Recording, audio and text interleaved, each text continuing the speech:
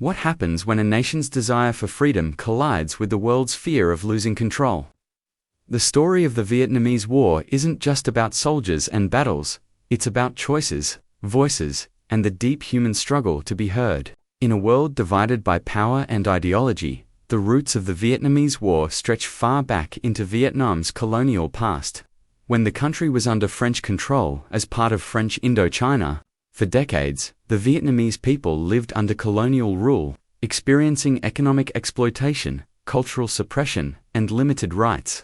Nationalist movements began forming in response, and among them emerged the Viet Minh, a coalition led by Ho Chi Minh that aimed to secure independence. During World War II, Japan occupied Vietnam, weakening French authority. After the war, the Viet Minh seized the opportunity to declare independence in 1945. But the French were determined to reassert control.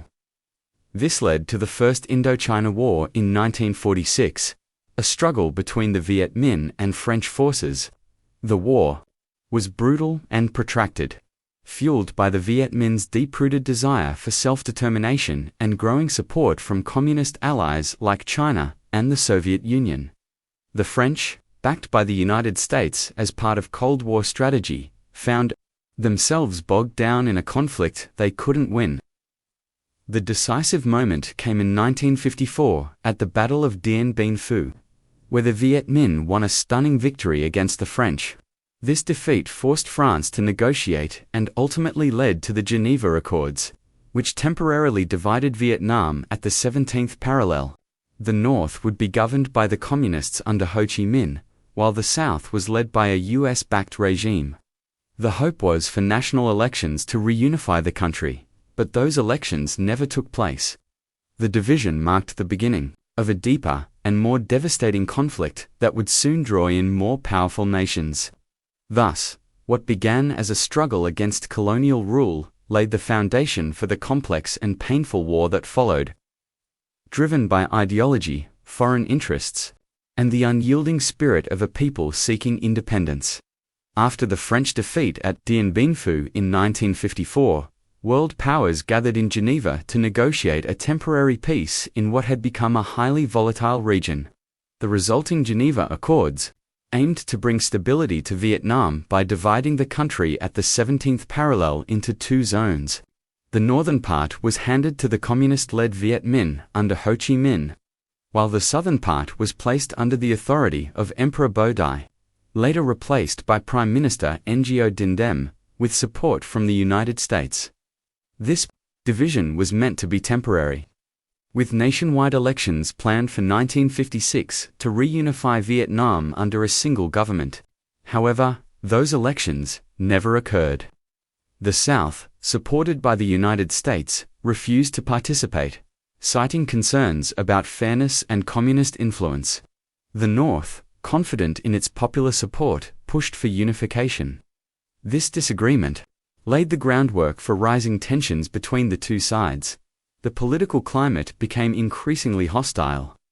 With both governments accusing each other of tyranny and betrayal, the North began supporting communist insurgents in the South, known as the Viet Cong, who sought to overthrow the Southern regime.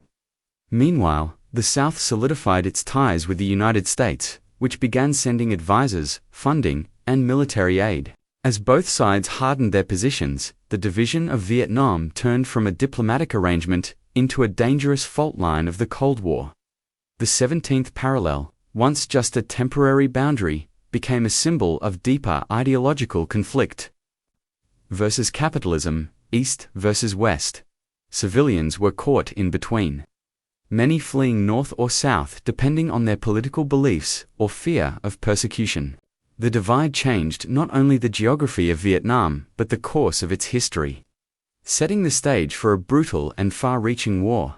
The Vietnam War, which lasted from 1955 to 1975, was one of the most significant and devastating conflicts of the 20th century. It was rooted in the struggle between North Vietnam, led by the communist government of Ho Chi Minh, and South Vietnam, which was backed by the United States and other anti-communist allies. North Vietnam aimed to reunify the country under a single communist regime, while South Vietnam, with heavy support from the US, sought to prevent the spread of communism. This struggle became a key battleground in the larger context of the Cold War, where both the Soviet Union and China supported North Vietnam with weapons, supplies, and training, and the United States saw its involvement as part of its broader strategy to contain communism across the globe. The war was fought using guerrilla tactics, conventional battles, and a heavy reliance on air power.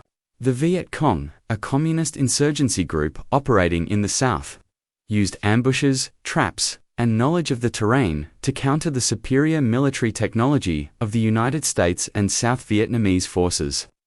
American involvement escalated dramatically after the Gulf of Tonkin incident in 1964, leading to the deployment of hundreds of thousands of troops and widespread bombing campaigns, including Operation Rolling Thunder. Despite this, the North Vietnamese and Viet Cong proved resilient and resourceful. The war took a terrible toll on the Vietnamese people, with millions of civilians killed or displaced, widespread destruction of villages and farmland, and severe environmental damage due to chemicals like Agent Orange. The prolonged nature of the war, the difficulty in achieving military victory, and the rising number of American casualties gradually eroded public support in the United States. The Vietnam War evolved into a complex and deeply painful conflict, marked by loss, resistance, and enduring consequences for both Vietnam and the world. U.S. involvement in Vietnam began gradually but intensified over time, especially during the 1960s. Initially, the United States provided military advisors, economic aid, and equipment to support the South Vietnamese government in its fight against communist forces.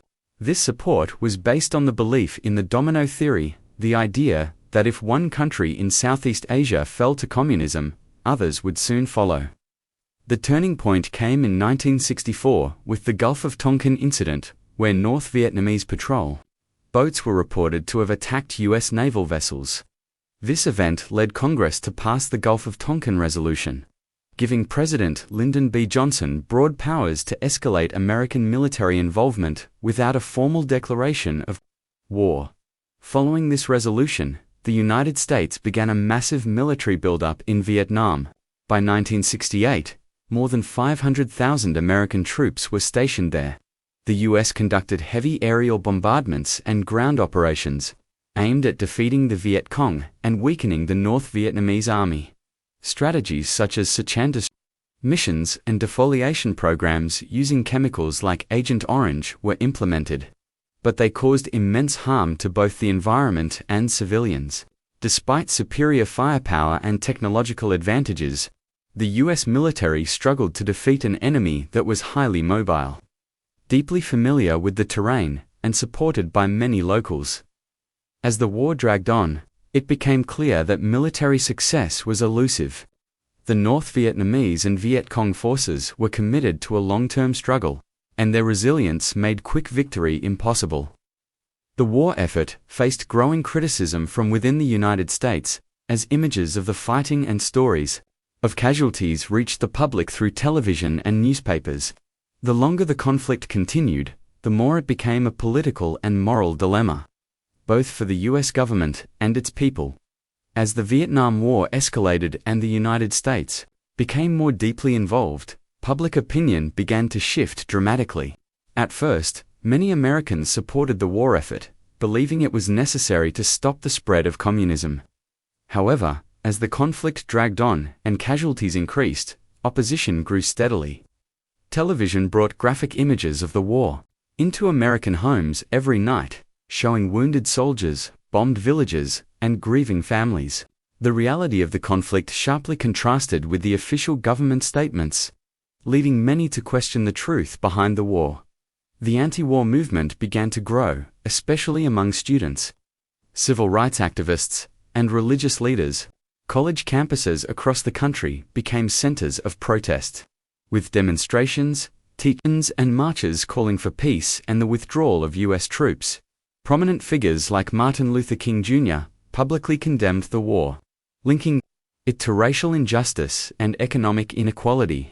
Draft resistance also became widespread, as young men burned their draft cards or fled to Canada to avoid being sent to fight in Vietnam.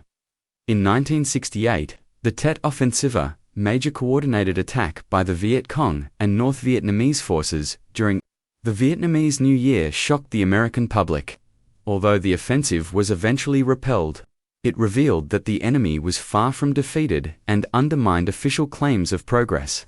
This event further fueled public skepticism and deepened the divide between the government and its citizens.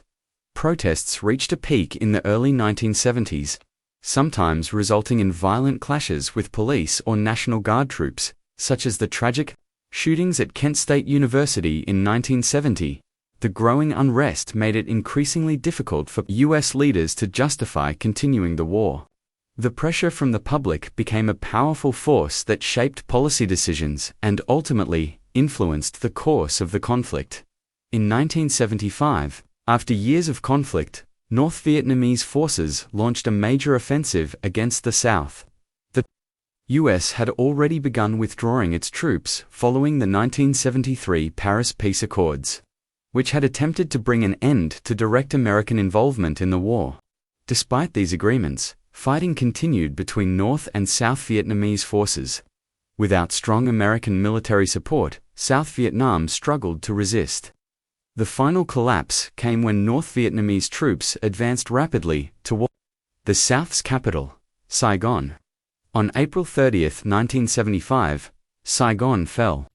Images of helicopters evacuating Americans and Vietnamese allies from rooftops became lasting symbols of the war's chaotic end. With the fall of Saigon, Vietnam was officially reunified under communist rule. The country was renamed the Socialist Republic of Vietnam, with its capital in Hanoi. The reunification was not smooth.